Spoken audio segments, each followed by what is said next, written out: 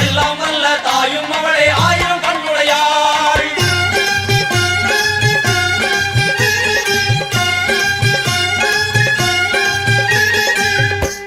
எல்லாம் வல்ல தாயே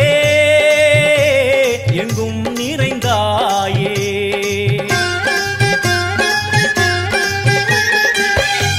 எல்லாம் வல்ல தாயே